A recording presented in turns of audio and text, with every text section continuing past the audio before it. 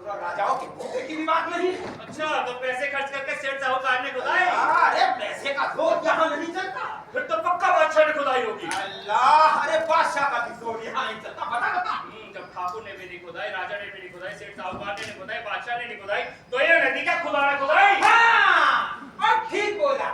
जाहिर है लेकिन अब ठीक बोला। वाकई ये नदी खुदा ने खुदाई। पक्का खुदा ने खुदाई? अरे कितनी बात समझाऊं? आप लोग क्या कहते हैं, नदी खुदा ने खुदाई? तो बता दो मौलवी जी को, यही तो है खुदा की खुदाई।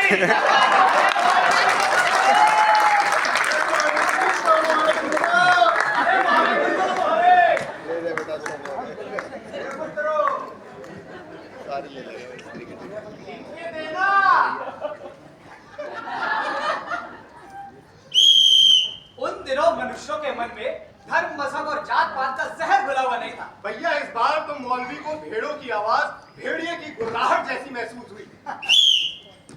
मुझे क्या एकदम बराबर ही समझ रखा है। भेड़े चराना तो हमारा धर्म है।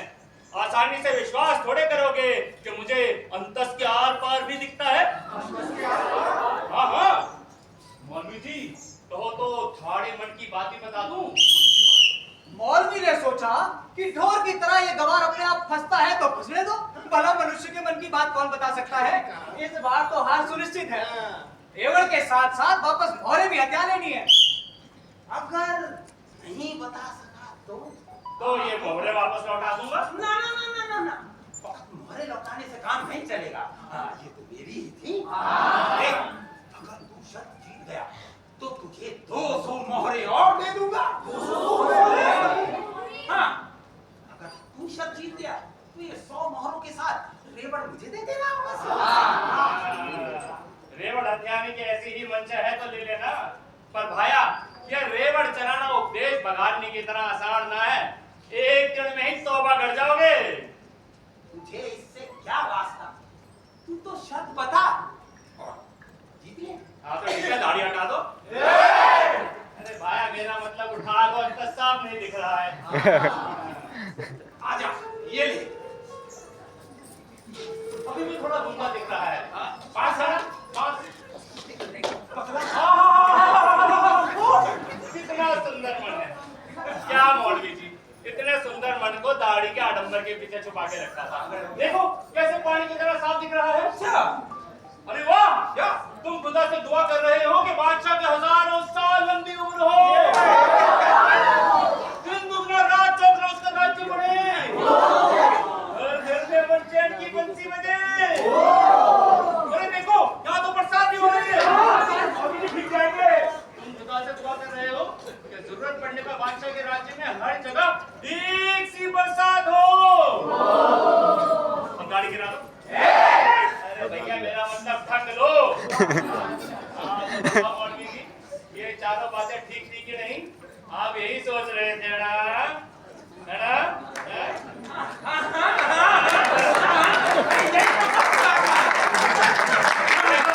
अच्छा सोचने वाले मौलवी जी है ना? मौलवी तो गंवार के चक्कर में बुरा फंसा। मना करने पर उसकी बेजागत बिगड़ेगी। भाई बादशाह को पता चल गया तो सूली की सजा में कोई कसर नहीं। भाई साहब चुगलखोर तो चारों ओर छिपे हुए हैं। अम्बे भाई जान सलामत रहे तो मोहरे ही मोहरे हैं।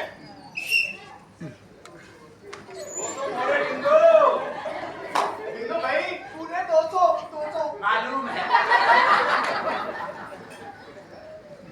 ज्यादा मत दे देना।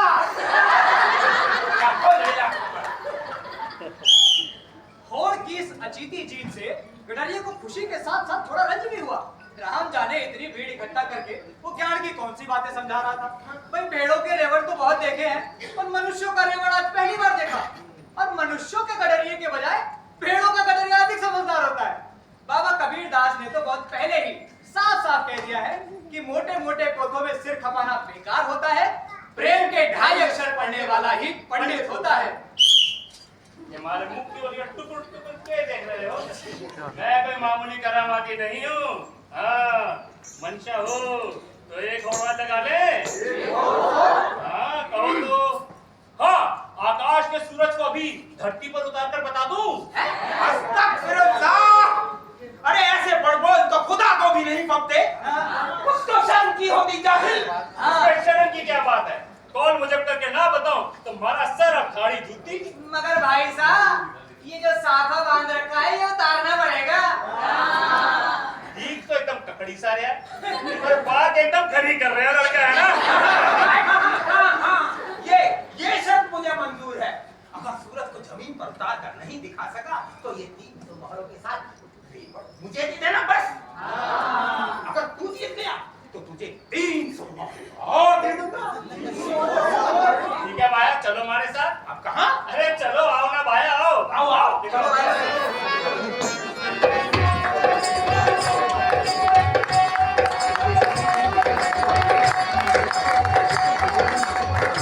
एक साथ कई पाँव नीचे कूदे और गडरिये के साथ साथ चलने लगे। गडरिये ने कुछ सोच विचार करी होड़ लगाई थी। जंगल में कुदरत के साथ जिसने उम्र गुजारी, फिर वो ऐसे धोते विद्वान पंडितों को क्या निकाल कर देगा। हर वक्त सूरज की धूप अपनी देह पर झेली, फिर अक्ल का उजियारा उससे ज्यादा किसमें होता। छिल मिलाते निशब्द अंधियारे से जिसने गहरे मन की दीक्षा ली। भला उसकी बराबरी कौन कर सकता है। हवा किसी की पकड़ में आए तो उसकी जीनी सूझबूझ किसी की पकड़ में आए। आंधी, लू, बिजली, बादल, झाड़ झंकार और फूल कांटों से जिसने पट्टी पहाड़े सीखे। फिर पूरी मोरी पोथियों के ज्ञान की वो क्या परवाह करता। मौलवी के पाँव सबसे आगे थे।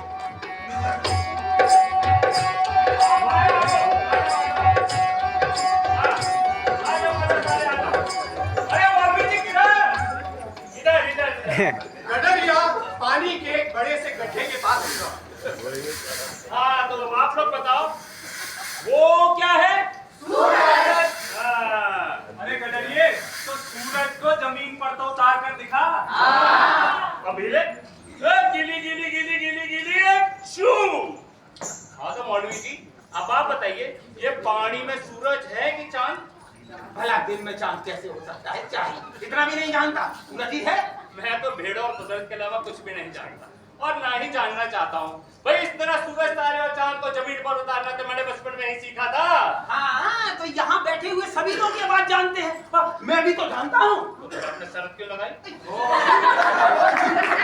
भाई अब हार जीत का फैसला आप ही लोग करें। ना ना अरे देखो भाई देखो, गडरिये ने जो कहा वो करके दिखा दिया। अब जब सूरज जमीन पर दिख रहा है तो मौलवी जी उन्हें 300 मोहरें तो मिलनी चाहिए। दे दो मौलवी जी दे दो। ज्यादा मत दे देना।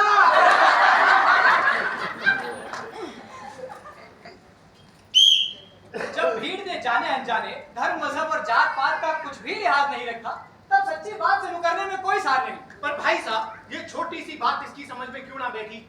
बड़ी बड़ी पोथियों का रटा हुआ ज्ञान कुछ भी काम ना आया। ऐतराज भी करे तो उल्टा उसी की बात उड़ेगी। लोगों की नजर में साथ पैट उठेगी सो अलग। तो बिना किसी हील उज्जत के उसने चुपचाप 300 मोहरें गिन दी। पर भाई साहब इस उजट को एक बार हराए बिना आसपास के इलाके में मुंह नहीं दिखा सकेगा। हाँ हाँ इस गंवार से मार खाने के बाद अब इसके उपदेशों पर कौन एतबार करेगा। अच्छा होड़ की ये तीनों बातें गडरिये ने ही सुझाई थी। हाँ शायद इसलिए उसे हारना पड़ा। हाँ अब कोई गूढ़ बात सोचकर शर्त लगाए तो जीतने की गुंजाइश है। देख अब तक मैंने तेरे कहे कहे शर्त लगाई, मैं 3 बार हारा। इसका मुझे जरा भी पछतावा नहीं। लेकिन एक शर्त तू मेरे कहने से लगा। ये बता। भाया तड़े के लगता है कि मैं मनाकारी करूंगा।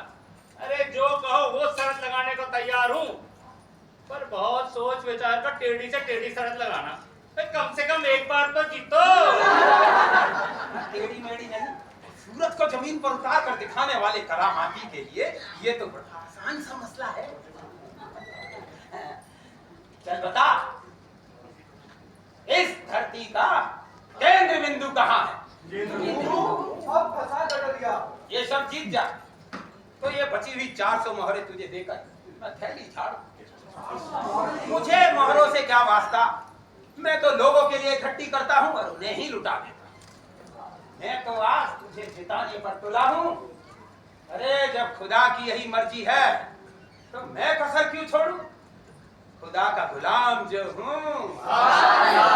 पर मैं न किसी खुदा का गुलाम हूँ और ना ही राम का दास। मैं तो इन भेड़ों का चाकर हूँ। इनकी बंदगी करने पर ये मुझे कोमल कोमल ऊन सौंपती हैं, प्यारे प्यारे मेमने देती हैं। मेमने की छोड़ पहले मुद्दे की बात पे आप केंद्र बिंदु बता। तो मैं कौन सा फालतू ध्यान रहा हूँ, मुझे तो पहले से ही पता था कि तुम क्या शर्त लगाने वाले हो। हाँ, इसीलिए धरती के बीचों बीच खड़ा हूँ। अरे देखो ना, वो ये शर्त नहीं जीत पाएगा तो ये लाठी बंद है, मारने बंद है। बताइए, अरे समझाइए। मैं तो आपको धरती का केंद्र बिंदु दिखा रहा हूँ। यहाँ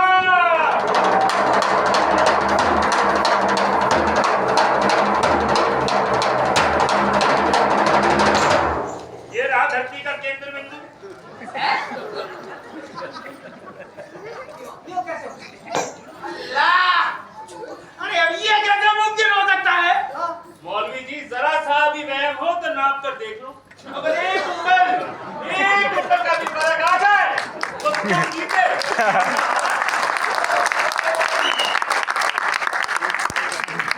ये गंवार तो जहाँ खड़ा था उसने वही धरती का केंद्र बता दिया। अब कोई भी बुद्धिमान या प्रकांड पंडित उसे कब नापे और कैसे नापे, और भाई साहब बिना नापे जांच क्यों करे? बिल्कुल भैया, गलत साबित करने की तो गुंजाइश ही ना बची। जान कर आफत मोल ली। इस बार तो लोगों ने बड़ी मुश्किल से अपनी हंसी रोकी, और होठों के बीच तभी हंसी तो ठहाकों से भी ज्यादा बुरी लगी। मौलवी का तो मानो खून ही निचुड़ गया हो। उसके ज्ञान की आज गजब तले खुली। मूक तौहीन का विपुल बोझ उसके लिए नितांत असहाय हो रहा था। अरे मौलवी जी, थैली झाड़ दो। खाली कर दो, खाली। सारी की सारी दे दी। ये मोहरे आप ही की थी, आप ही रखे। मारे किसका? ये लो। हाँ, रखो। अरे रखिए ना। बचपन से ही दिल्लगी करने की आदत है ना, इसीलिए बातों ही बातों में मजाक कुछ ज्यादा ही लंबा खिंच गया। मुझे माफ कर दीजिए, मेरा आपसे क्या मुकाबला। मैं मामूली सा भेड़े चराने वाला गडरिया और आप इतने बड़े मौलवी। लेकिन हाँ मौलवी जी, इन मोहरों के बदले मेरा एक मान रख लोगे ना, तो मैं जिंदगी भर आपका एहसान मानूंगा कि रेवड़ तो भेड़ों का ही अच्छा लगता है, मनुष्यों का नहीं। मनुष्यों का रेवड़ खतरनाक तो होता ही है, पर नुकसानदेह भी कम नहीं होता। सही और खरी सीख के बजाय गलत सीख जो है वो भीड़ के गले जल्दी उतरती है, और वो मनुष्य का विवेक चढ़ जाती है। क्या बात?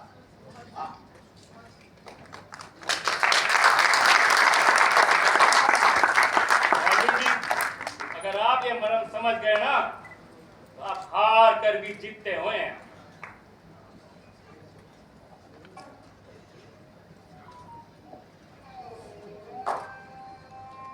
गडरिया भाई, आज तेरी इस संगत से मुझे नया इल्हाम हुआ है। आंखों की जैसे धुंध सी छट गई है। क्या बात है। तेरी ये सीख मैं जिंदगी भर याद रखूंगा। चलता हूं।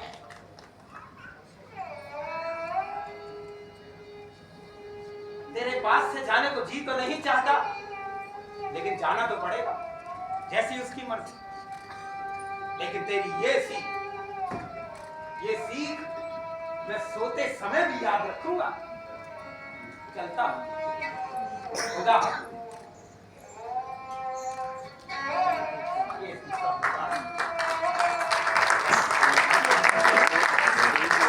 अगर मैंने आपके मौलवी जी को कुछ भी गलत कहा हो तो मुझे माफ करना, हमने खरी बात कही। और मेरी ये सीख आप लोग भी याद रखना। अब मैं चलता हूँ।